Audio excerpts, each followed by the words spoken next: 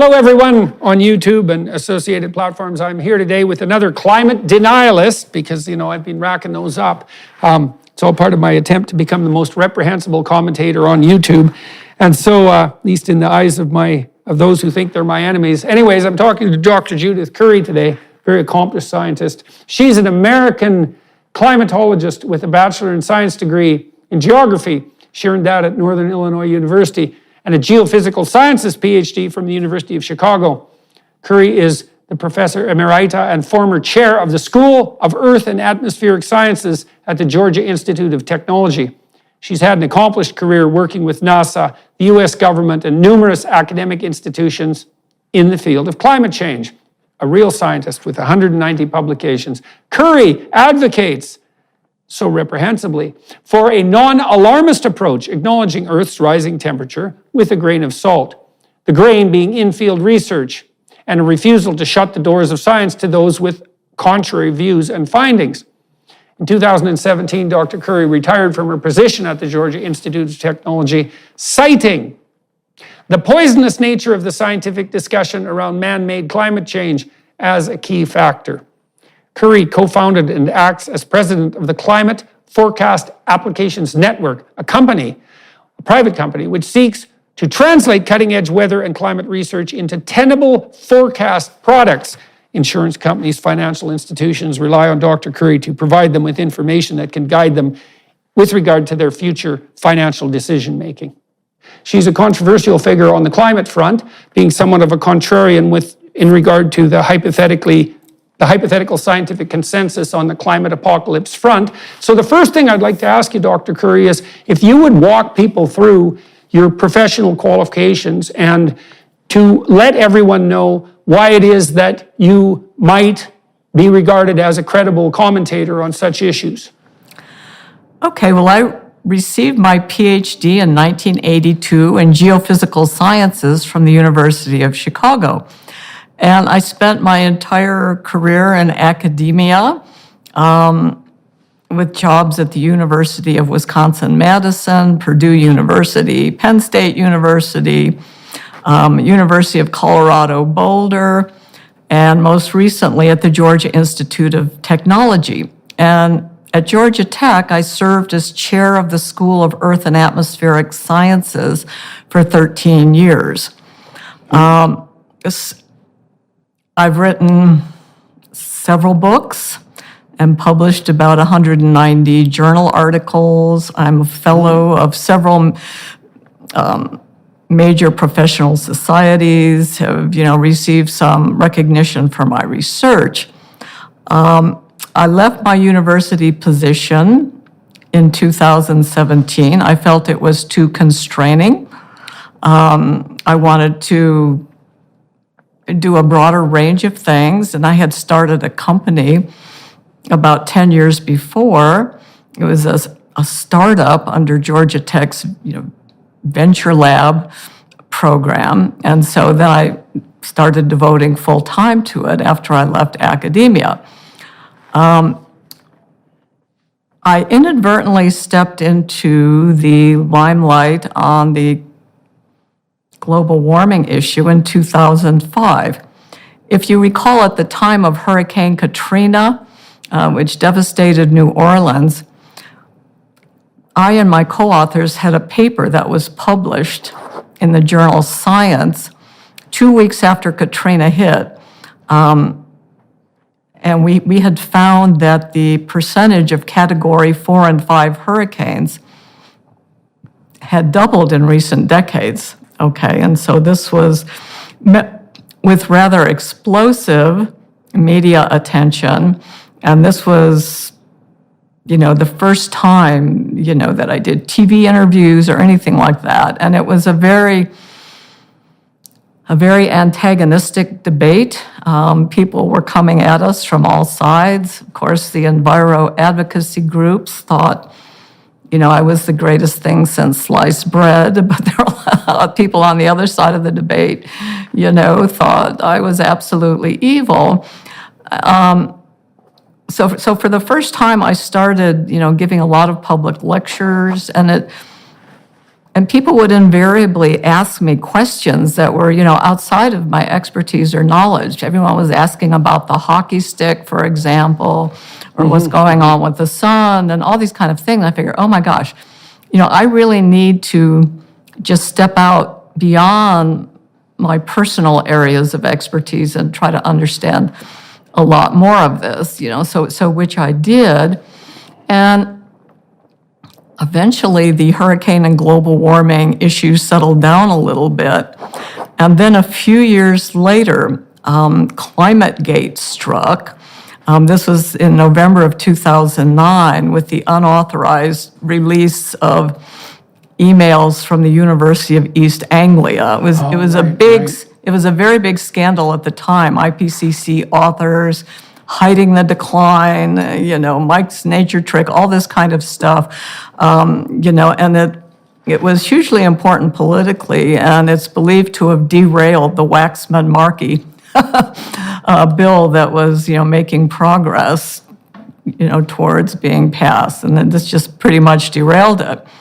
And I took the controversial, step of saying, we need to do better. We need to make all of our data publicly available. We need to make our methods transparent. We need to pay more attention to uncertainty and be more honest about the level of confidence we actually have in this stuff.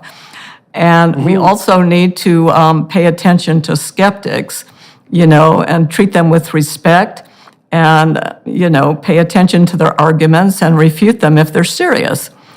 And, to me, this sounded like motherhood and apple pie kind of right, thing. absolutely. Okay, but the people within the climate community were very angry at me, saying that I needed to be more sensitive to the feelings of the scientists who were involved. I said, excuse me, no one was sensitive to my feelings during the hurricane and global warming wars. And also, I wasn't worried about their feelings. I was worried about the IPCC and the credibility of it, and what we should be doing about this. There were much bigger issues at stake here than the feelings of these scientists. Well, any scientist who talks to you about whether you're hurting their feelings when you're launching a discussion of the factual basis of their claims has immediately stepped outside of the scientific domain. I mean, one of the things I loved about being a scientist was that the rules of engagement at professional conferences, let's say, that were genuinely scientific in nature were pretty damn clear. I mean, we were discussing the empirical and statistical reliability and validity of your claims on a technical basis. That was that. And if we weren't doing that, it wasn't science. And so the idea that what you should be attending to when you're criticizing someone's work, which doesn't mean denigrating it, it means trying to separate the wheat from the chaff, by the way. That has nothing to do with your regard for the emotional well-being of your, say, antagonist. I mean, you could be polite and that's helpful, but it's also not mandatory. Right.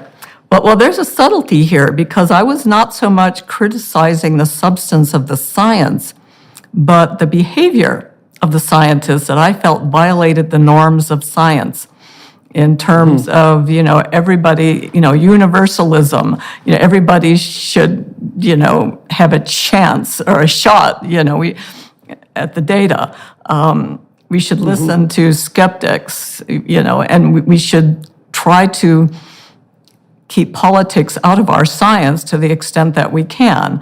I mean, these are the kind of behaviors, these emails revealed people trying to get editors fired, playing fast and loose with the guidelines of the IPCC, evade Freedom of Information Act requests from people they thought would challenge their research. This kind of behavior that I strenuously objected to.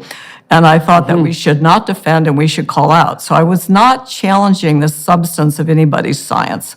It was really the behavior in the public debate. Well, right. On climate Well, change. that is a form in some sense of methodological criticism, right? Yes. I mean, your point was that there's rules to the investigative process and the communication process, and politicization breaks those rules. And the response on the front of the climate apocalypse, let's say, you see this with biologists who are concerned about extinction from time to time too, is that, well, this issue is so important that it's unethical to abide by those normative principles because we need to do everything we can to draw as much attention to this looming catastrophe as possible, and in some sense, all is fair in love and war. And that would be fine if they were correct and 100% correct, possibly, although I still think they're violating the science-politics distinction. But when there's doubt, and there's substantial doubt here, then that's a real problem. I wanted to take apart some of the things you said. So you came at this in a very interesting way in some sense, because the first time that you rose to something approximating public prominence, you were actually putting forth a set of propositions that you could argue supported a more dire view of climate outcome, right? Making the claim that these hurricanes, severe hurricanes, had increased in frequency. Do you believe now that, have they continued to increase in frequency, or was that a momentary spike? Do you know that literature still? Oh yes. It's, okay, first off, there were lots of pot shots thrown at us. Okay, the couple of criticisms turned out to be valid. One is that the global data before 1985 is pretty dodgy. You know, we went back to 1970, so so realistically, you have to throw out 15 years. And the other thing was looking at, just the natural variability, and could we really distinguish a warming signal from the natural variability? And at this point, we still can't with a lot of confidence. So yeah, well, a big part of the problem here is, what time frame over, this is a huge problem, and I don't even know how you solve it in some sense. If you're trying to define something like a trend towards cooling or warming or increased or decreased variability, the question that immediately arises, well, are you talking about 100 years or 1,000 or 10,000 or 1,000,000? Like, there's an infinite number of time frames to consider. And exactly, that is a key challenge. And one of my major themes, coming out of the ClimateGate thing, was a more serious look at uncertainty. And I wrote a paper called Climate Change and the Uncertainty Monster. And I used that paper, a series of, to launch my blog, Climate Etc., judithcurry.com, in 2010. And again, this was people outside the clique of establishment climate scientists thought this was great, this is important, this is obvious. However, within the clique, they viewed me as trying to destroy a consensus that they had been trying to build for 20 years. Well, this was a manufactured consensus, and it was on very flimsy ground, So, and there was okay, how would you characterize that so-called consensus? Is that associated with this idea? I talked to Richard Franzen about this recently. Is that associated with the idea that like 97% of scientists agree that, well, it isn't clear what they agree, that's the issue, is that climate change is a severe and catastrophic problem, which is, that statement in itself is not true by any stretch of the imagination. Exactly. What's the consensus here? Okay, the issue is the IPCC, the Intergovernmental Panel on Climate Change. They did their first assessment report in like 1991, and following that, that was a good report. It was a good assessment at the time. And then the powers that be says we need to strive for consensus in our statements. And so this sort of narrowed the framing, and the people they were picking to be on the committee were people who were all going to agree. And so they were working to manufacture a consensus. It was their view of how the policy process deals with uncertainty. So it was sort of a speaking consensus to power approach. And this was like formalized by the IPCC. And, people challenging the consensus, and there's many dimensions to it, but the most fundamental one is that most of the warming that we've seen since 1950 is caused by humans. That's the most central consensus type statement. That there is warming, even though now the narrative has changed, that there is warming. There's a certain idea about its potential magnitude, and then hypothetically the consensus is that, about 50% of that is due to human activity? No, they used to make the statement more than half, but they really meant 100%. Okay, but there's certainly no scientific consensus that 100% of the global warming that's occurring at the moment is anthropogenic. That, I don't believe it. Am I wrong about that? No, there isn't. The science, okay. There's no measure. I mean, when you have a complex, highly uncertain situation like this, the issue of consensus is scientifically meaningless. It's only meaningful, right. For political purposes. This whole idea of speaking consensus to power, that was some pathway, to policymaking, it hasn't really turned out to be. There's no consensus.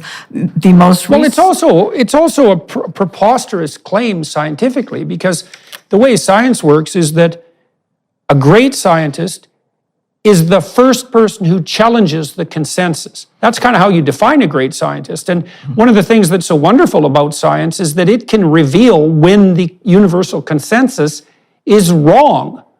And it's powerful in its methods precisely because of that. And you know that as a practicing researcher, is that the probability that you're going to do a study and that the data is going to reveal the consensus of your lab's theory, the validity of the consensus of your lab's theory, is basically zero.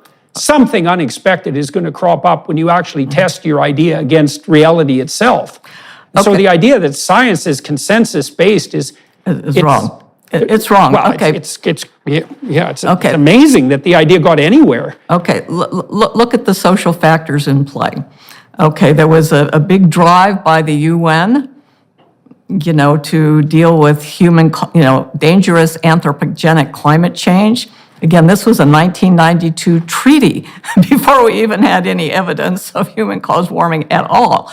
Okay, and then you had scientists become invested in this, in their career goals and the funding that comes into the field and all of this kind of stuff. There was this sort of social contract between the scientists and the policymakers that perpetuated this situation. And, and they were, the policymakers, we need, more, we need more and more confident statements from the IPCC, even though the dimensions of the problem were growing and growing and growing every year and clearly becoming more complex and obvious that there were a lot of things that we didn't understand.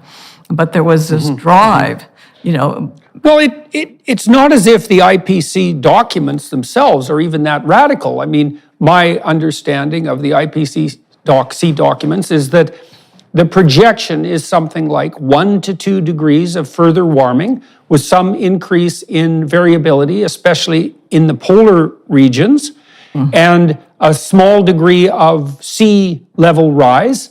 No indication in the IPCC reports that this will produce runaway, out-of-control feedback loops that will have a devastating consequence. No real vision of apocalypse. And so that's not quite correct. Until recently, people were looking at projections of 4 to 5 degrees centigrade more warming over the course of the 21st century.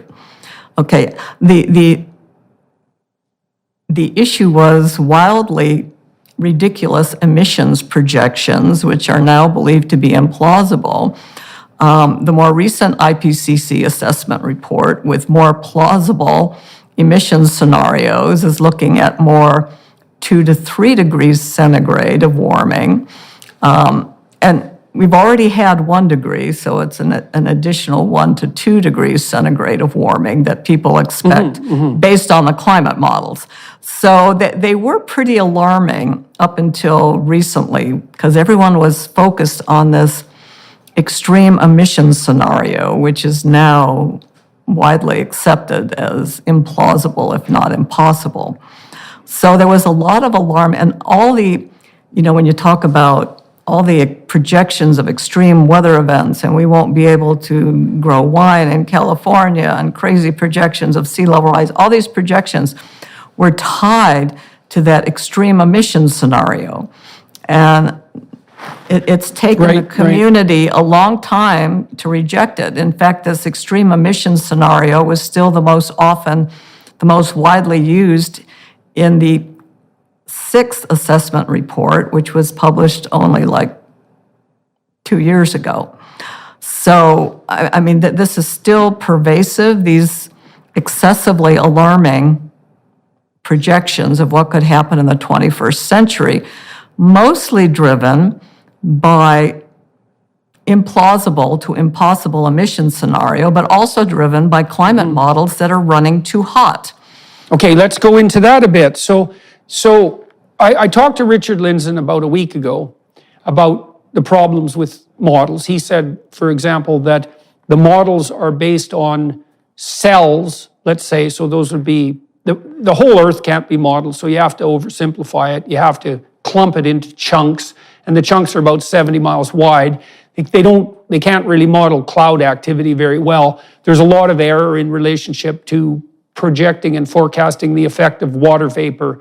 The models have to build a lot of assumptions in, and that doesn't mean that we shouldn't build models, but it does mean that they have very large potential for error, and that error is magnified as you project out into the future. And so I've read, for example, you tell me if you think this is accurate, that our estimates of the cumulative effect of carbon dioxide on global warming or climate change are smaller than our estimates of the magnitude of our error in measuring the effect of water vapor. And that's a big problem because water vapor is a major contributor to warming in principle. And so if carbon dioxide effects are under the size of the error in that measurement, that's really, Well, I wouldn't put it that way. We have a pretty good idea of how much water vapor is in the atmosphere. The question is, how is that going to change with warming? The bigger issue is the clouds, what clouds are doing. Clouds have a huge, and they're not modeled very well, and the observational basis for understanding how they're trending, only goes back a few decades. So, that's a tough one, but the net result of these uncertainties in water vapor and cloud feedback is that we don't know how sensitive the climate is to increasing CO2, because the way the models treat it is that CO2 and clouds amplify the warming. And I think the cloud feedback might even be negative. Water vapor does overall amplify the warming, but in the tropics, where Richard Lindzen has done his research, he proposes that there is a negative feedback, and that's something that's hotly debated. But I think the clouds are the bigger issue. But apart from what's going on in the atmosphere, to me, it's really the oceans and the sun that are the biggest sources of uncertainty in terms of understanding what's going on and be able to project into the future. So there are... Okay, why the oceans? Oh, my goodness. Okay, the oceans have these large circulation systems overturning. Okay, the El Nino, La Nina, people are familiar with that. That's a mode of natural internal variability. There's also decadal and multi-decadal oscillations cycles that change the patterns of clouds, the whole patterns of sea surface temperature, influence the snowfall on Greenland, the Arctic sea ice, rainfall, regional climates, etc. And the models don't treat these very good. Well, there's a whole spectrum of these ocean circulations all on out to 10,000 years. You have millennial scale overturning that influences the climate, and the models have far too little power, in that part of the spectrum. So we're just missing that. And so is that a consequence? Does that mean that the degree to which the ocean takes up carbon dioxide is permeated by error in measurement? Is it also an indication of our lack of understanding of how the temperature of the ocean itself is regulated by the motion of water from the depths up to the top? All of that? Oh, yeah. Is that where the error is? Well, no, vertical transport of heat and carbon in the ocean is part of the consequences of the uncertainty in these large-scale circulations. But more fundamentally, these large-scale, they change the weather patterns and change the clouds, among other things. So, this is trying to get all that modeled right, let alone making credible predictions into the future. We're not there. I mean, not even close to being there. Okay, and then if you once you get into the sun, it's even, crazier. I mean, the IPCC has pretty much dismissed the role of the sun, in the last 150 years. But the interesting thing is that in the Sixth Assessment Report, Chapter 6, they finally acknowledged the great uncertainty in the amount of solar forcing in the late 20th century. And this arises from, there was a gap in the satellites measuring the sun output that occur at the time of the Challenger shuttle disaster, if you recall that. And so one solar sensor was running out, and they were supposed to launch another one, but all the launches were put off for a number of years until they sorted out what was going on at NASA with the launches and everything. So there's this so-called gap, and depending on what was actually happening in that gap, you can tune the solar variability to high variability or low variability. So all the climate models are being run with low solar variability forcing, but for the first time, Chapter 2 in the observational chapter of the Sixth Assessment Report acknowledged this issue, that there is huge amount of variability. And this doesn't even factor in the so-called solar indirect effects in terms of, there's a lot of, it's not just the heat from the sun, there's a lot of issues related to ultraviolet and stratosphere and cosmic rays and magnetic fields and all these other things that really aren't being factored in. They're at the forefront of research, but they're certainly not factored into the climate models. So there are so many uncertainties out there that affect certainly the projections of what might happen in the 21st century, but also our interpretation of what's been going on with the climate for the last 100 years ago and exactly what's been causing what. Well, so I would say that those who object to the line of reasoning that you're putting forward, I believe, would make an argument analogous to the following. They would say, well, look, we have, despite all the objections on the measurement front, we have pretty good evidence that there's a warming trend. We have reasonable evidence that at least a reasonable proportion of that is a consequence of anthropogenic activity, most particularly the production of carbon dioxide. The potential consequence of this could be apocalyptic 100 years down the road or 50 years down the road. Even with all those doubts in mind, it's incumbent upon us to take something like emergency action now so that we ameliorate this risk of apocalyptic transformation. And so this is just obstructionist hand-waving your objections, and if you were moral and on board, you'd see that this issue is so serious and so apocalyptic that it's inappropriate to stand in the way of the amelioration. And so what do you think about that as a counter proposition? Okay, the weakest part of their argument is whether all this is dangerous. The sea level rise is, creeping up, the ice cap, Greenland, Antarctic, it changes from year to year with a little bit of melting, but there's no catastrophe looming on those fronts, and so they've turned to extreme weather. Global warming is calling, and I have to say the hurricane and global warming first put this idea into their head. If we can show that even 1 degree can cause something bad like more Category 5 hurricanes, then we have something. So this started this whole trend of every extreme weather event is associated with human-caused global warming, which just isn't true. Right. And if you look back, and they tend to go back to 1970 or 1950, this is the warmest year, the worst storm, or the biggest drought, or whatever, since 1970, maybe since 1950. But if you look to the first half of the 20th century, the weather was way worse, certainly in North America and over much of the globe also. Right now, in the U.S. West, we're being assaulted by these atmospheric river events, bringing huge amounts of rain and snow, which is going to cause flooding. It's still snow yet. and, this is horrible, global warming and everything like that.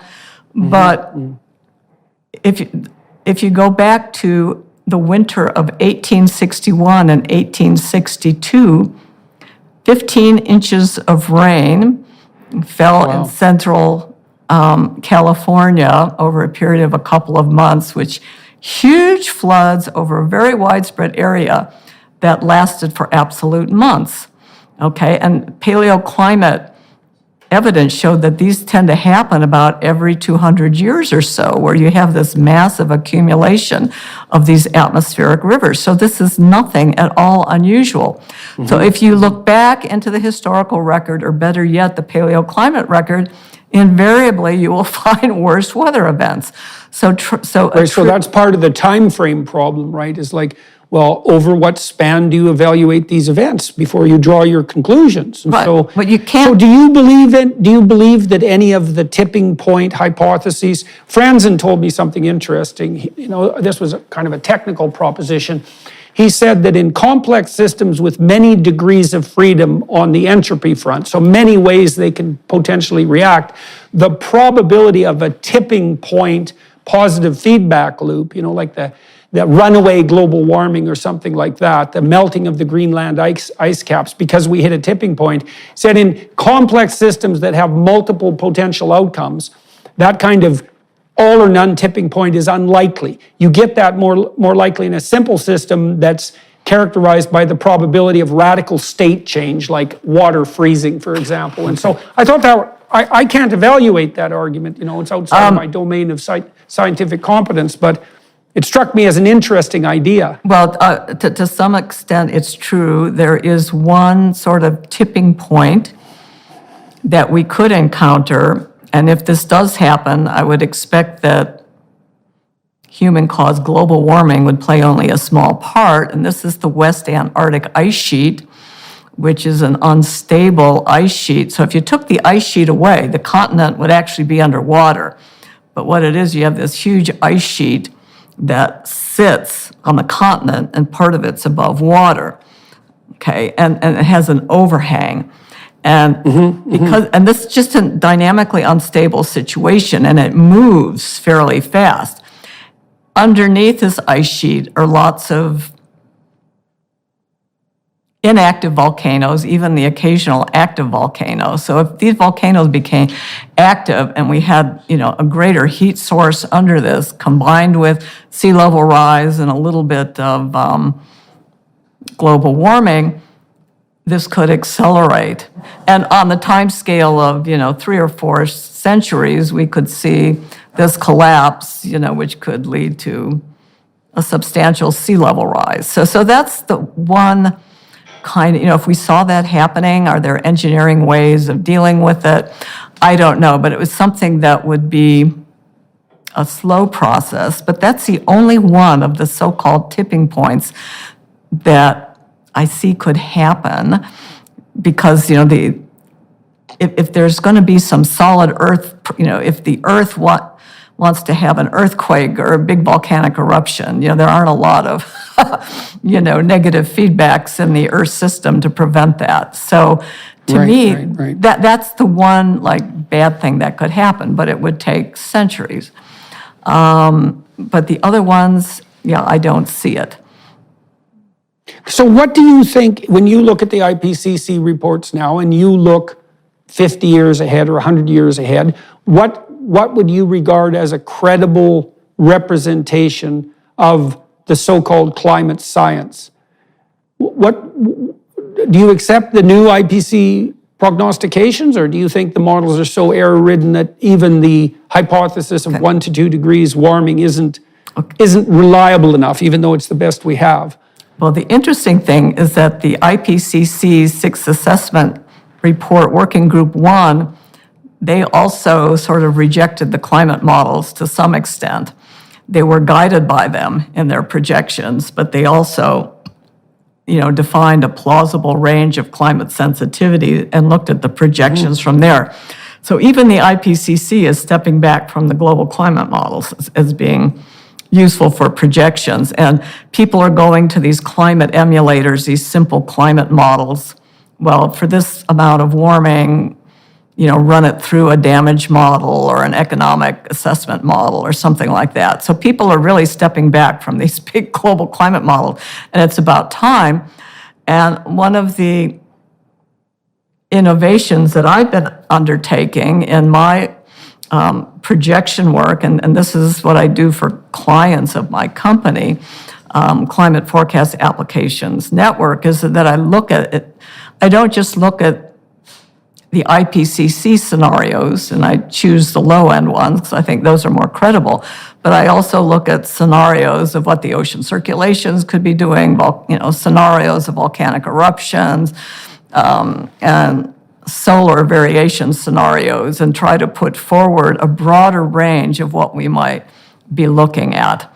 And so I have like a network-based approach to combine all this into producing a much broader range of scenarios. And at least over the next 3 decades, like the natural variability piece of this is pointing towards cooling rather than amplifying the warming. It would tamp down the global warming of whatever magnitude it is from fossil fuel emissions. So that's the approach that I'm taking.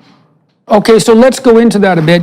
Earlier you indicated that you left the university in 2017 to pursue an entrepreneurial activity that you had initiated at Georgia Tech. And you just made allusion to that again. So tell me, if you would, how you are modeling, and you've laid out some of the conclusions, but who's interested in your models? And obviously, you're doing this on an entrepreneurial basis, so people are willing to pay you for your opinion, which gives, I think, some, what would you say, indication of their faith in its credibility, because people are actually spending money on it.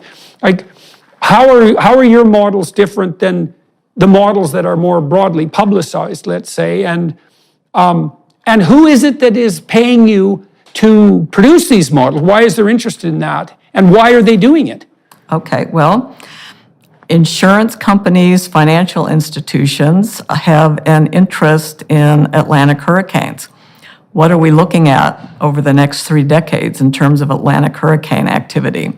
A big issue is a potential shift to the cold phase of the Atlantic multi-decadal oscillation. This is one of those multi-decadal oscillations that I talked about, which we would expect would start to tamp down the Atlantic hurricane activity. So this is a very big deal for them. Another client was wind farm owners who wanted to know, is the wind going to keep blowing for the next 30 years, and are my wind farms in the right location? Okay, they wanted to know that.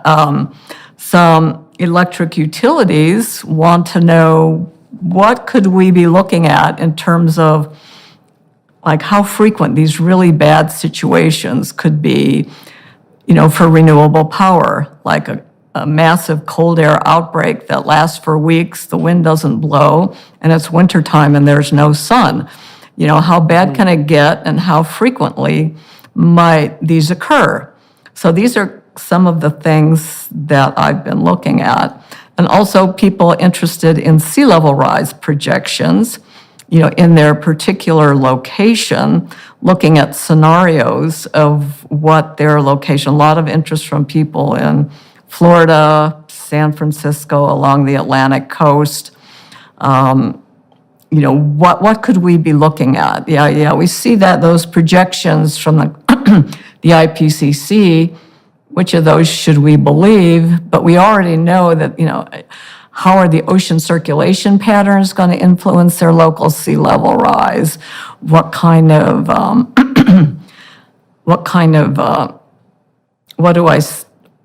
trends do I see for the vertical land motion, both from local effects and large, more planetary scale up and down kind of effects? So those are some of the projects that I've been working on, looking at scenarios out, say, 30 to 50 years. So why do these companies believe that your models are credible enough for them to pour economic resources into? And why do you believe that your models are credible enough to provide them with accurate guidance? I mean, we talked about some of the limitations of models. And so what is it that you're doing that is credible to the companies, and why do you believe scientifically that you're providing accurate information? Okay, the first thing that I did, and I did this before most other people did, I say, look, you're wasting your time looking at that extreme emissions scenario. You know, if you look at the International Energy Agency, their scenarios show emissions being fairly flat for the next several decades. And I think this is a much more plausible scenario. So let's focus on that one. And this is apart from trying to predict what policy's going to do and how much they're going to change, but the thinking is now that emissions are going to stay fairly flat for the next few decades. And I saw this, and I saw the journal publications, and this is what I was pushing to my clients. If you want something realistic, this is what you should be looking at. The other thing is not accepting the extremely high values of climate sensitivity to CO2 doubling. I don't go as low as Richard Lindzen does, but I'm certainly on the low end, and I justify why, to them, based on publications, including some of my own, why we shouldn't be looking at these very high saying values. And I run it through a range so they can look, but I'm saying, so I give them all the scenarios they want. I'll give the high emission scenario, I'll give the high climate sensitivity, low climate sensitivity. I'll say my best judgment is that this is what it is, but then I uniquely put in scenarios of the natural variability. And they really like this. They get it. I mean, they've seen it. Okay, they've seen it and they understand it's out there. They've just never seen anybody try to project it before. And I have publications on this. They can parameterize their risk given your plethora of models. So they can say, well, here's the worst case scenario. Exactly. Here's the best case scenario. Here's the likely scenario. Here's the range. And then they can calculate how to mitigate their risk across those scenarios. Right? Exactly. I mean, and a lot of times they want to know, well, what's the worst case? What's the worst plausible case? Okay, and so I give them that. And so they have this whole range. Okay, so for example, in the wind farm profitability study, I gave them 81 scenarios. Okay, different scenarios of how this could play out over the next 30 years. And these different, there was a cluster of scenarios, in a certain area. And I say, you might infer that these are the most plausible outcomes because there's multiple different pathways for reaching that. But here's your plausible worst case, here's your plausible best case. Okay, and this gives them some information, okay, for making their decision. So you admit right up front in some sense that there are inputs into your models that are somewhat arbitrary, right? That you have to decide about. And those might be, for example, your projections of carbon dioxide output. And then you say, given a variety of initial assumptions, here's a variety of outcomes, but a lot of the models tend to converge at this vision, this range of visions. And so if the convergence of multiple models constitutes evidence, which we generally assume it does, then this seems to be the most plausible pathway, right? And so how does that differ from the IPCC approach? Okay, well, I don't say it's first they neglect all the elements of natural variability that I conclude. They're not giving scenarios of volcanic eruptions. They're not giving different scenarios of sun activity. They don't have, they have a bunch of different scenarios of what the internal ocean variability is doing, but I can anchor it more closely to what the observations are and my own network model in terms of what the plausible trajectories are. So I'm giving them a more plausible trajectory for the ocean oscillations. And generally, going out 30 years, these other scenarios are cooler than the IPCC scenarios. Well, and do they actually point to cooling or just less rapid warming? Some of them go as far as cooling, okay, and others are less rapid warming. And there have been a number of publications, you never see them publicized, that show for certain combinations of these ocean circulations or volcanic eruptions or solar activity that you could see cooling for a decade or two during the 21st century. That could happen. And the IPCC AR6 did, if you read the fine print deep in the chapters, you'll see these papers referenced and it is acknowledged. But it's not something that you hear, in the public debate. It's just this relentless warming that we're going to be seeing. Okay, so that's interesting because, the warming advocates are doubtful enough about their own prognostications so that it's no longer appropriate to refer to global warming. You're supposed to refer to climate change, which I think is a terrible sleight of hand. But in any case, that's what's happened. But nonetheless, the apocalyptic prognostications are still predicated on this idea of warming. Now, your claim is that the consensus that might be apocalyptic was never there to begin with, and the initial estimates of the magnitude of warming were out by about a factor of 2, partly because people accepted equally apocalyptic, in some sense, prognostications of carbon dioxide output. But then you're taking that further. You're saying that the models are so prone to variability that there is some non-trivial possibility that there'll be a global cooling trend over the next 30 years instead of a global warming trend. And so in the face of all that, someone might ask themselves, well, if the situation with regards to these models is as uncertain as you suggest, and also, it's interesting, just as an aside, that financial companies will pay you for your prognostications, which is another form of validation of your opinion. Why in the world are we stampeding madly to spend untold, literally trillions of dollars trying to ameliorate a problem that we haven't properly measured? Like, what's going on here as far as you can tell? Okay, you have to go back. Okay, the policy cart has been way out in front of the scientific horse from the very beginning. In the 1980s, the UN Environmental Program, was looking for something. We hate capitalism. We don't like the oil companies. We like world government, all this kind of thing. And they latched on to the climate change, the CO2 global warming is what it was called back then, and this seeded, the formation of the UN Framework Convention on Climate Change, and there was a treaty signed by 192 nations in 1992, including the U.S. Okay, this was before we knew anything. We had to avoid dangerous anthropogenic climate change before we had any idea of any of this, and so this framed the climate problem, in a very narrow frame.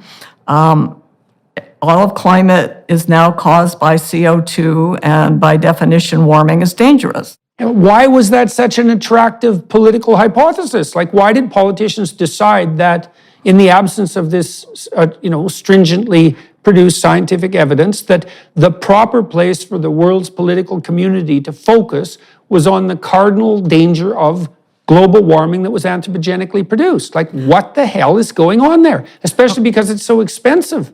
Okay, well, people didn't pay much attention to it for decades. I mean, the Kyoto Protocol, a bunch of countries in 1997, a bunch of countries signed on to reduce their emissions, but even the ones who signed on didn't really reduce their emissions, and of course the U.S. never signed on. And reduced its emissions, weirdly enough. So that's pretty funny. I know, and it wasn't really until the Paris Agreement that they came up with, this more voluntary thing. And then they started phrasing it. And there was a spate of, bad weather, big El Nino and stuff like that they latched onto, this extreme, if we just got rid of all this, the weather would be nicer. We'd get rid of all these floods and droughts and hurricanes and whatever else and heat waves that was plaguing humanity. And so people bought that kind of simple argument. And then once there was a real shift in 2018, after the Paris Agreement, the rhetoric was, climate crisis, climate emergency from the world leaders, the UN, President Obama, Macron, Merkel, all of these leaders saying this. But in 2018, people started paying attention. And this is when Greta Thunberg came onto the scene. And she's a remarkable person. She's wrong a lot of things, but a remarkable person nevertheless. But what she was doing spawned the Sunrise Movement, Extinction Rebellion, all this kind of stuff. And the journalists amplified this, the climate crisis, the climate emergency.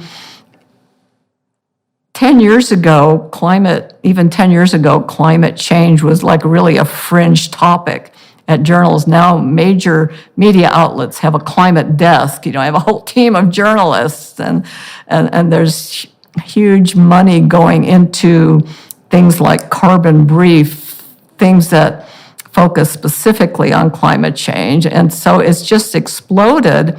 And again, there's this social contract between the policymakers, the media, and the scientists. It's great for the science. There's nobody. 10 years ago, people with a PhD in climate science, would be trying to get a postdoc and whatever. And now the universities can't even hang on to them. There's so many jobs in the media and the private sector that, this is just a hot thing. Every university now has some sort of climate-y department, institute. It's just big business for everybody. And so there's this mutual reinforcement between the scientists, the policymakers, and the media. So that's where the positive feedback loops are, and the tipping points. Exactly. Right, they're on the sociological side. Yeah, definitely. Yeah, well, it's quite something to behold. So now, what has been the consequences? I mean, you've been pilloried, I don't believe I'm overstating this, you've been pilloried or satirized as a sort of fringe figure on the climate denial front. I think that's fair to say. And it's pretty easy to smear someone with tactics like that, and it's psychologically very effective. I mean, what has it, you said you rose to public prominence, partly because you formulated an argument, at least to begin with, that could be latched onto by the climate apocalypse, and quite effectively, but then you produced all sorts of other material producing a mitigated view. What's been the consequence for you of being involved in this? Okay, let me tell you what my sin was. People don't object to my science. I mean, I'm within, the likely range of the IPCC for the most part, on the low end. But, it's not fringe perspectives. And I commonly cite the IPCC. What happened, the reason I was shuffled off into denier camp is because I criticized the behavior of climate scientists. I criticized the IPCC for some ethical violations as well as not paying enough attention to uncertainty. So that was my sin. Okay, I offended and criticized the grand poobahs of the climate community.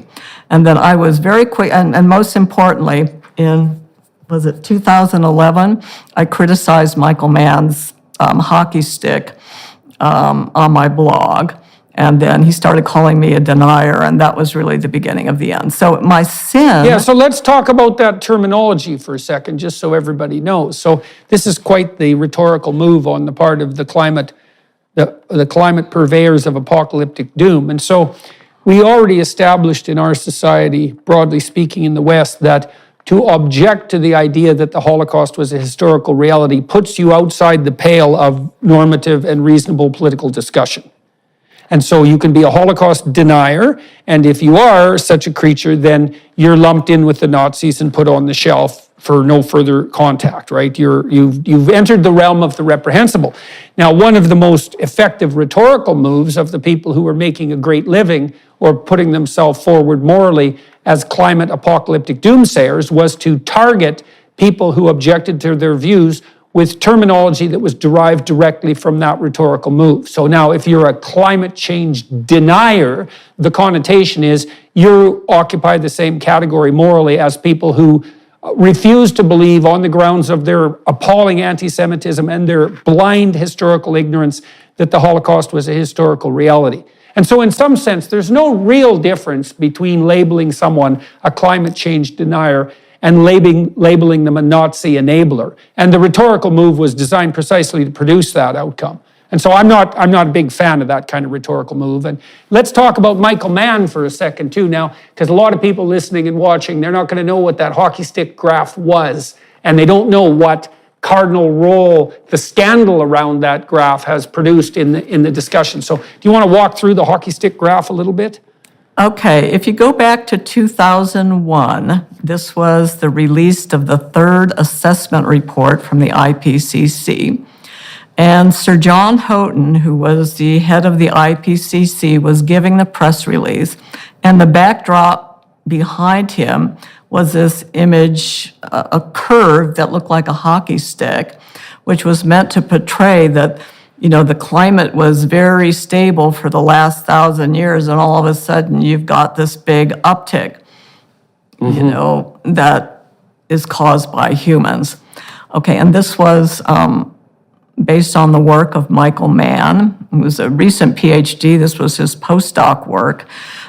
Before the ink was dry on his PhD, he was appointed a lead author of the IPCC, which was a fairly unusual move to appoint someone. No, that's an insane move. Let everybody watching and listening know, like, your PhD is putting your foot in or your toe in the water of scientific endeavor. So, I mean, Judith has 190 publications, and just so those of you who are listening know, generally speaking, a PhD thesis requires approximately as much work as 3 scientific publications if it's a high-quality PhD. And so when you get your PhD, you've entered the domain of genuine scientific contribution. The PhD is actually a marker of that. And if you do a postdoc, that means that you have the opportunity to do a little bit more research work to establish your credibility now as a more independent researcher who isn't dependent on the ideas of your supervisor. So you're a neophyte, you're a beginner when you do a PhD and a postdoc, and maybe you have to do 1 or maybe 2, and then maybe you can get hired as a junior professor, but you're by no means at the peak of your career, and it's very, very rare for initiatory research that might be done at the PhD level to be regarded as canonical, unless you're a Nobel Prize winning genius, by the scientific community. And so the fact that Mann's work got so much attention, even though it was done at this initial level of scientific investigation, I mean, that doesn't speak to its validity, but my point is it's an aberration in the process. And it also points to this problem we discussed earlier of time frame. I mean, when you construct graphs, you can play with their psychological impact in all sorts of inappropriate ways. You can expand and contract the time frame, you can expand and contract the scale on the left, and you can make what's really a small effect across some historical span of time look big by playing with the scale, and you can make an effect that isn't very large temporally speaking by shrinking the time scale of evaluation. And so the Mann's graph showed this uptick in climate transformation that was attendant on human industrial activity, but he picked a very narrow time frame and a very particularized scale so that this maximized the psychological impact of the graph. Mm-hmm. And so, but that does bring us to this problem of time scale. It's like, well, and variability. How much has things changed over 10,000 years? Like, what's the right time scale here? And that's a very difficult problem. Well, the issues of the hockey stick were not so much that. The trigger, the hockey stick trigger, important one, is around 2000. Right after that, this was viewed by a mining engineer, Steve McIntyre. He said, hockey stick, I've seen these things. This is usually a con game trying to get somebody to buy mining stocks. He says, then he got intrigued. He wanted to look at the data. So he asked for the data. They gave him some of it, and he and Ross McKittrick, Canadian economics professor, took a look at this, and they found all sorts of errors, mishandling of data, inappropriate statistical methods, on it goes. And Mann went after these guys big time, rather than, constructively trying to deal with these criticisms. He went after these guys, and this turned into a pretty big flame war. And then McIntyre and McKittrick published 2 additional papers in 2005, and the controversy, was just explosive. There were congressional hearings on this, and on it went. So it was this huge controversy, and these ClimateGate emails that were released in 2009 revealed all sorts of skullduggery, trying to keep data away from McIntyre and McKittrick, trying to put pressure on journal editors not to publish their papers, and on it goes. And so this was revealed in ClimateGate. Right. So those were more egregious sins than just picking a convenient time frame and a convenient scale. Oh, yeah. No, but there is a graphical issue, and this was the theme of my blog post, Hiding the Decline. So the paleoclimate record just, showed these little oscillations, and to get that sort of hockey stick piece, they spliced on the observational record on top of that, okay? And it wasn't clear in the IPCC report that was done. It was sort of in some sort of a footnote or an obscure reference, but it never occurred to me as someone in the field that this is what had been done. So no, I don't understand that. Go into that in more detail. I don't understand exactly what was done there. Okay, you see the handle. Okay, if you look at the actual tree ring rate data that went into their analysis, it was just like the flat handle. In order to get the blade, the uptick of the blade, they spliced on the historical temperature record, completely different data set. Oh, I see. Because the tree rings weren't showing this uptick. This is the so-called hide the decline. And so, to me, this is something, without doing that is a bad idea, but doing that without explaining it is marginal. And this is known in some circles, subsequently would be given a label as image fraud. And so this is what I wrote my blog post about, and I wasn't particularly attacking Mann because he wasn't the only person involved in this little deception, but this got a lot of attention, and apparently Michael Mann was unhappy, and pretty soon after that, he was calling me denier on Twitter, and then I started appearing on all these misinformer lists, and by 2012, I was firmly established as a denier, and the Society of Environmental Journalists put together a list, a description of all the climate blogs. And my blog was under the list of denier blogs. And the description says, unlike most other denier blogs, Curry is a real scientist. She looks at both sides of the issues, digs deep into the issues, discusses the uncertainties and all this other stuff. And I said, well, that's a beautiful description of my blog, but why did they accept prima facie that my blog is a denier blog? I mean, it just shows how pervasive and how stupid this whole thing was. So I got tossed into the denier camp. I don't align myself with either side. I've preciously fought for my independence, which included resigning my academic position. So, I think for myself, I think deep, I look at the evidence, make judgments, and it's mostly about trying to better characterize uncertainties in what we don't know. This is a key part of rational policy making, is to understand the uncertainties in what we don't know. We'll be back in one moment. First, we wanted to give you a sneak peek at Jordan's new series, Exodus. Well, we've got a threefold problem here by the sounds of things in some real sense. I mean, the first problem is kind of a positive feedback loop that you alluded to, is that a lot of attention was paid to this potential issue. A lot of money was put into funding investigation into it. That incentivized the growth of a huge scientific enterprise. That incentivized people who were primarily motivated by the money, including the grants. And I mean, it's hard not to be motivated by that if you want to be a practicing scientist. And so there was a lot of financial and practical pressure to produce an environmentally apocalyptic story.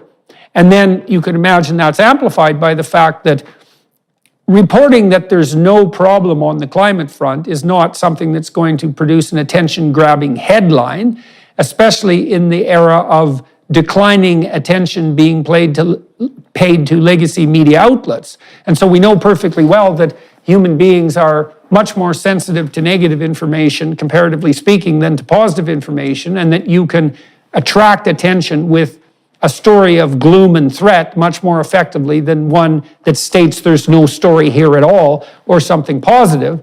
So that's a big problem. And then the third problem, I would say, is that it's easy for venal and narcissistic politicians, and that's not all of them, to latch on to a convenient money-generating apocalyptic nightmare, to put themselves forward as white knights on the moral front, and to pull the wool over the eyes, and maybe even their own eyes, in relationship to whether or not they're making any practical progress in the actual world. And so there's a situation where we have a set of positive feedback loops, right, operating in sociological space, that are producing a kind of Chicken Little outcome. And so we're running around claiming that the sky is falling and tilting our economic systems in a dangerous direction and spending untold hundreds of billions of dollars addressing a problem that is ill-defined and likely nowhere near of the magnitude that we think it is. And then I want to follow that with I tried to make a strong case for why you might be regarded with a certain degree of apprehension from the perspective of the climate apocalypse. But I'm also curious about this. The piece of data that has really emerged as most striking to me on the environmental front over the last 20 years is the recent observations, they've been going on for about 5 years or 10 years perhaps, that one of the consequences of extra carbon dioxide output is that the planet has greened 15% since the dawn of the millennia, and that most of that greening has taken place in what would have otherwise been semi-arid and rather denuded areas. And so I don't see a statistic on the anti-carbon front that's as powerful negatively as the statistic that the planet is 15% greener and that our crops are also, in a consequence, quite a lot more productive on the pro-carbon dioxide front. So, you made the claim earlier that maybe we're in for a period of cooling. That's within the error predictions of the models. But I would like to say, well, why shouldn't I look at the fact that the planet has got 15% greener in 15 years? That's an area bigger than the United States, and say, well, why are we so sure that carbon dioxide output is a bad thing at all? I mean, some of the people who initially hypothesized about the greenhouse effect were quite effusive in their predictions that this would produce a greener, more lush, and more productive world, a more habitable world. So is it unreasonable to put that forward as a proposition? Again, the apocalyptites are pushing extreme weather events as being caused by warming. The hurricanes, the Pakistan flooding, the heat waves, unusual this, that, and the other. This is what they're pushing as being caused by warming. It's conceivable that there is some element of contribution from fossil-fueled warming to this, but it's because of the large amount of natural weather and climate variability, it's impossible to discern. I mean, if we were to immediately stop emitting fossil fuels, we probably wouldn't notice any.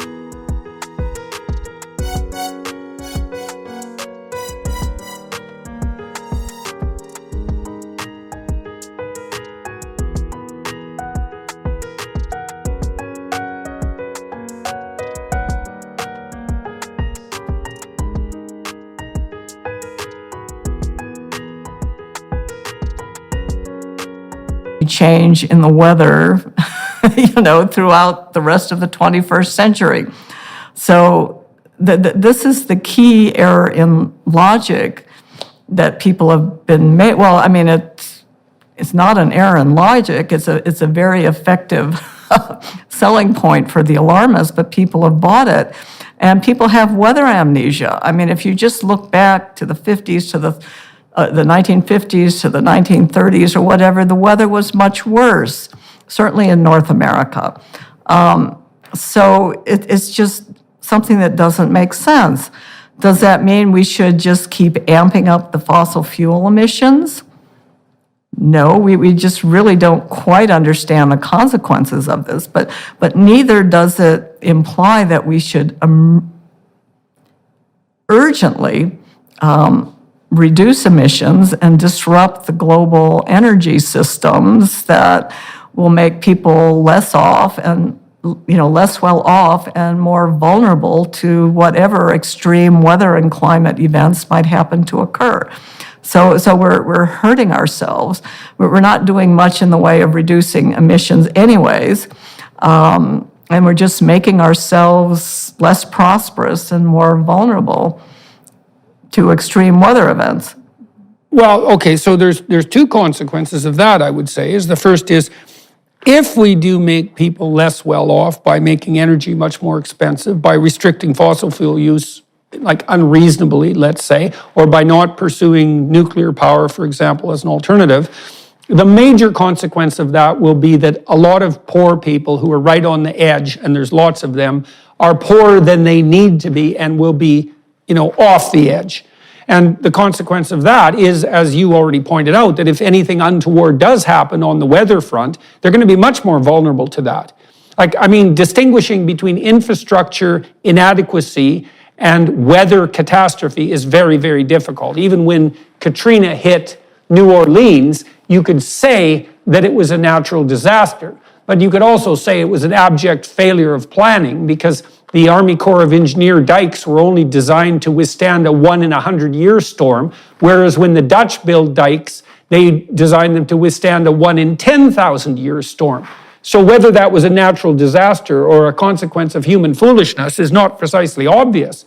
And the same thing applies on the energy front. If we impoverish the already poor by making energy expensive, not only do we expose them to much more risk to life and limb, let's say, and property, but we also decrease the probability that those self-same people are going to be able to take an environmentally oriented view, because the data indicates that if you can get people up to producing or benefiting from economic growth to the tune of about $5,000 a year in average GDP, then they start to take a medium to long-term view of the future and start to attend much more carefully to what you might describe as environmental concerns.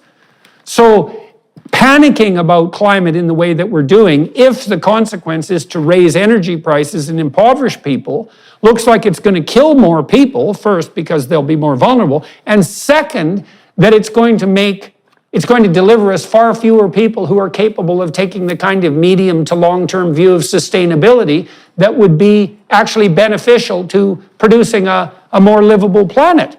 And I still want to ask your opinion about the greening.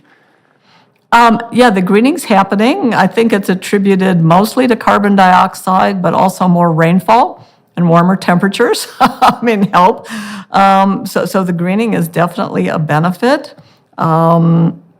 That the greening is happening over a big portion of the globe, actually. So it's clearly a benefit. Well, it's also so perverse, because one of the it's perverse is the fact that the Americans decreased their carbon output by returning to fracking. Nobody predicted that.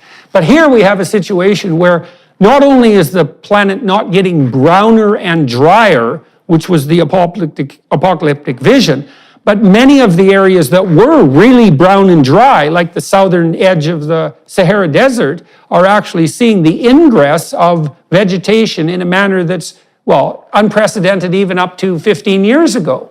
And so, not only is that not what was predicted, it's the very opposite of what's predicted. And it's the opposite in in a very, very massive manner. I mean, 15% increase in greening is just, it's almost beyond comprehension. As I said, that's an area bigger than the continental United States. And then to say as well that that's also produced quite an increment in the productivity of human crops and enabled us to grow more food in less area. It's like those are facts that need to be taken with dead seriousness. They're very positive. Perhaps, I mean, you could argue that maybe that rate of vegetation change brings with it threats that we haven't yet envisioned, and that could be the case. But nonetheless, it certainly isn't the spreading of the deserts that we were led to be apprehensive of. Well, that's correct. Again, the framing of this, going back to 1992, was around dangerous anthropogenic interference in the climate system. So the focus was on dangers. They were looking for dangers. The benefits, weren't even acknowledged until maybe the fifth assessment report in the IPCC. I mean, everything, they were just looking for dangers, that there was no counterweight of the benefits. So, Right. And no cost-benefit analysis. I mean, I've talked to Bjorn Lomborg a lot. Yeah. And the reason for that was that I looked through all the data that you're describing for a long period of time. One of the things that struck me as well about the multiplicity of goals that the UN was hypothetically pursuing was that no one was assessing these risks and benefits in any systematic manner, ranking them. And then I came across Lomborg's work, and he tried to do a cost-benefit analysis looking at our capacity to adapt and ranking the problems that face us in terms of their severity and also what we could do about those problems in some effective manner. And like Lomborg, like you, accepts the IPCC prognostications of a mild warming trend over the next 100 years, but he's done calculations showing that the net consequence of that, even if it is somewhat detrimental economically, if we factor all those costs into account, is that we'll be more rich than we would otherwise be, right? Because our GDP is going to increase something like 400% on average in the next 100 years. And one of the negative consequences of global warming will be that it'll be slightly less than 400%. And that it's clear that we can manage that in any real sense, and that we're very good at adapting to a huge range of weather situations and climate scenarios. Some of us live in damn near Arctic conditions, and other people live in the desert. And so it's not outside the realm of human adaptation to adapt to a 1 or 2 degree climate transformation. And animals should be able to do the same, assuming that we don't, that we're reasonably intelligent on the environmental conservation front. And so, I don't know, are you aware of Lomborg's work? Oh, what yeah. do you think of? Oh, yeah. No, Bjorn and I are in close contact, and I'm very well aware of what he's doing, and he's doing a very good job of making those points. The thing that, the UN has the 17 sustainability goals. I think the first one is to eliminate poverty. The second one is to eliminate hunger. Maybe number 7 is affordable energy for all. And then number 13 is climate action. And you've got to wonder, how did climate action, even one piece of that, which is, elimination of fossil fuels, come to trump elimination of poverty and elimination of hunger? Development aid from the UN, from the World Bank, and whatever is now focused on mitigation. The traditional objectives of economic development and help with adaptation, those are put on the back burner. Right. That's insane. In favor of mitigation. Yeah. And this is making that's insane. This is making people less well off, and we're squandering opportunities for human development, and for senseless objectives that aren't expected to improve anyone's life over the course of the 21st century and could very well make us all worse off. Okay, so so this is part of the incomprehensibility of this to me, because it looks to me like a lot of the arguments, for example, that would force us to take the apocalyptic prognostications of the doomsayers seriously, the moral arguments go something like this. Well, 100 years, if there's a lot of climate change, it's primarily going to be the world's poor who pay the largest price for that, the world's poor and oppressed. And to mitigate against that, we have to adopt policies that, however painful they are in the short term, will mitigate against that because of our concern for the long-term viability of, let's say, these poverty-stricken people. But the problem with that is that the models aren't very reliable, and it's absolutely 100% certain that if we raise energy prices, which we have been doing quite effectively, and food prices, we're going to make life much more difficult for impoverished people throughout the developing world right now. And in a way that's going to kill plenty of people, and it's certainly going to deprive many others of educational opportunity and optimal nutritional input and all of that.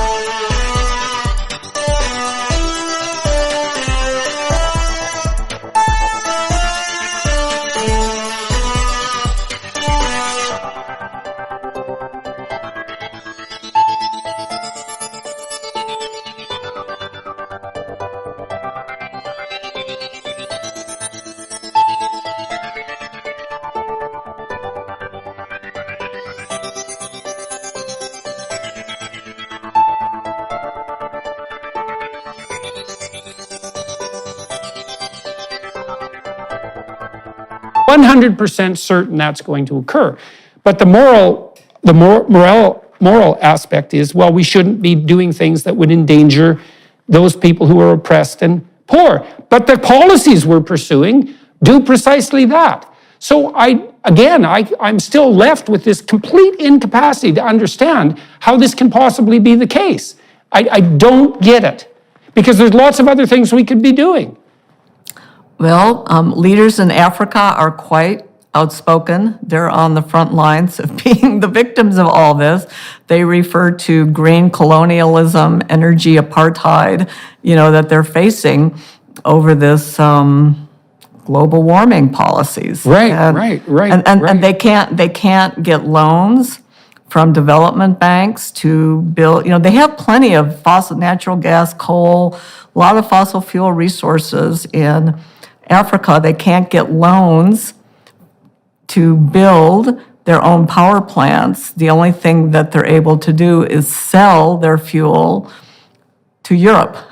So Europe is exploiting them doubly by taking their fuel, but not allowing, it's politically incorrect for these banks to fund the development of power plants. So Africans can develop their own economy. It's just evil, and I think green colonialism and energy apartheid are perfect descriptors for what's going on.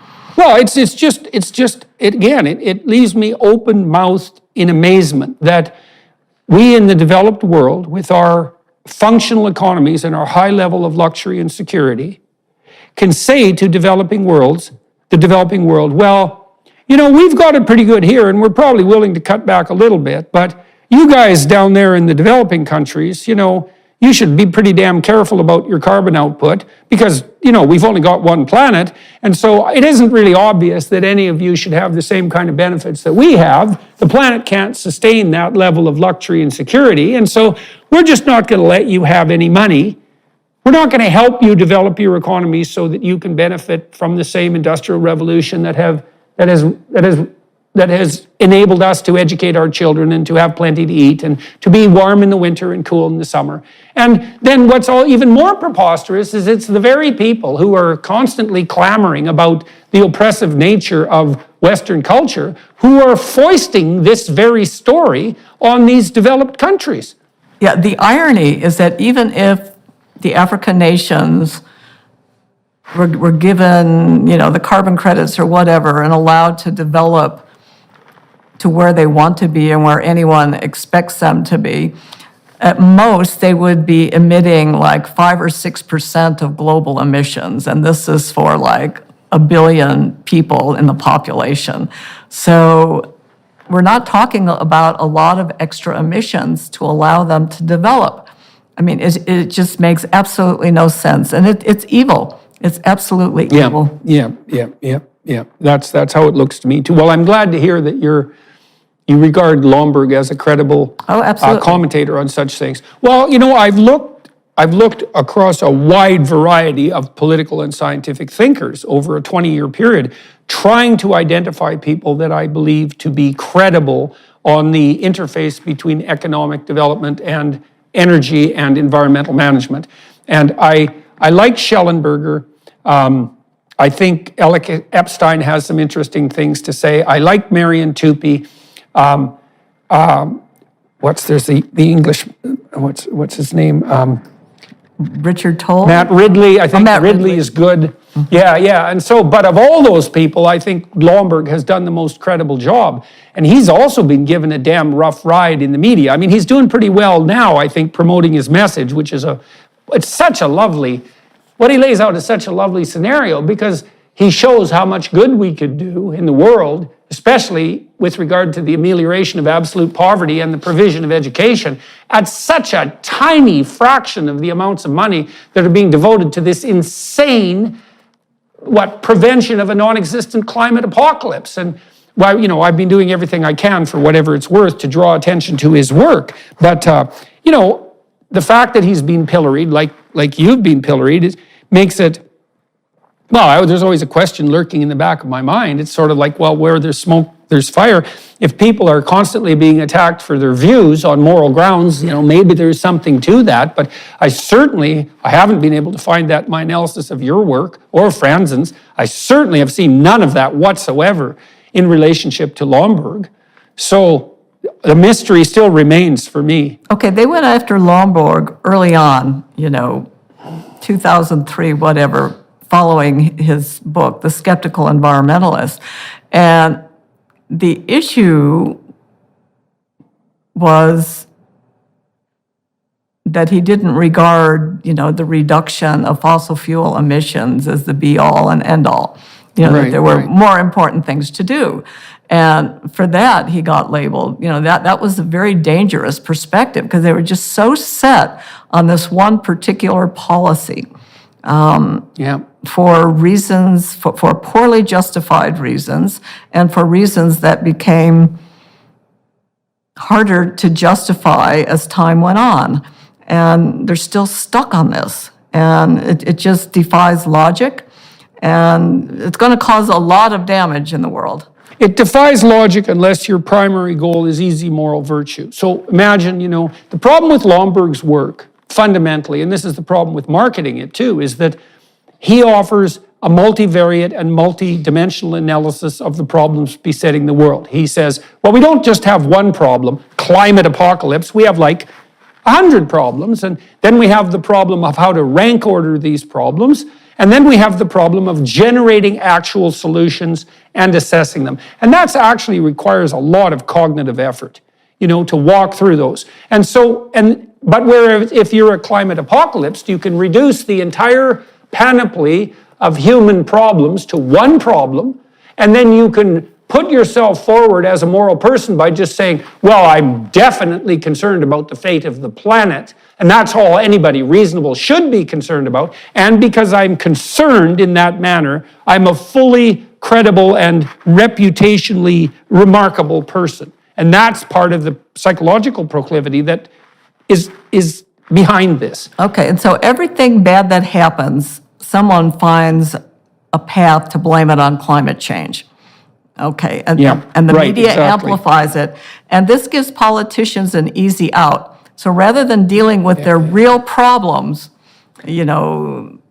poor land use, poor regulations, poor whatever, inadequate infrastructure, whatever might be the cause of their actual problems, they simply blame it on global warming. And so it gives them an easy out. I read an article yesterday that climate change was increasing the risk that women were being abused in their homes.